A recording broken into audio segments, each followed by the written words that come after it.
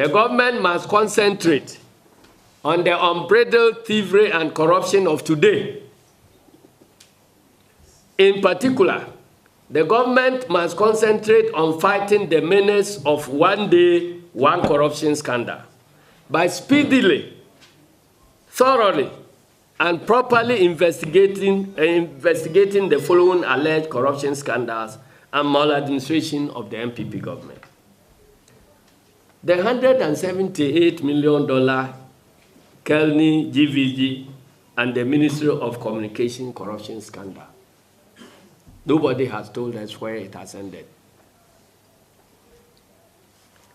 The 1.5 million Star Times Rebecca Akufu bribery scandal. Nobody has investigated it. Your husband's government is engaged in negotiations with a company over a contract. Then you go behind to collect items for your so-called Rebecca Foundation. And when we say it's a bribery, you say it's a donation. What is the difference? Come and tell us. Somebody should tell us. The 1.2 billion National Identification Authority scandal. We've made noise about it. Nobody has investigated it. We don't know where it is now. What is the special prosecutor doing? He says he has no money. You have 6.8 million United States dollars. And in cedis is about 34 million Ghana. 34 million Ghana cedis to spend on these fake audit reports. And yet, you cannot find money for the special prosecutor to undertake his work of investigating corruption scandals that are eating the government up. The 2.5 million Baumia GPS scandal is yet to be properly settled. The 5 million liter contaminated fuel scandal involving Bosch, Moving Pina, Zoop Oil, etc., nobody knows where it has ended. Some chief executive has been sacked, but nobody is telling us that that is punishment for the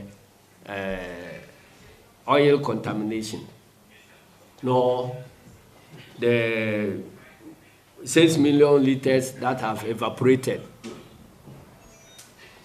The 230 cases of premix fuel diversion by the Ministry of Fisheries, nobody is looking into it. The 800 million website development scandal, nobody, by the Ministry of Special Initiatives and Development, nobody is looking at it. The 700 million Ameri innovation scandal, the noise has died and nobody is saying anything about it. The 8 million Nyantachi Akufo-Addo Baumia bribery scandal from the ANAS investigations and so on and so on. The ANAS report, investigation, and all the hula baloo have just died down. And absolutely nothing has happened to anybody.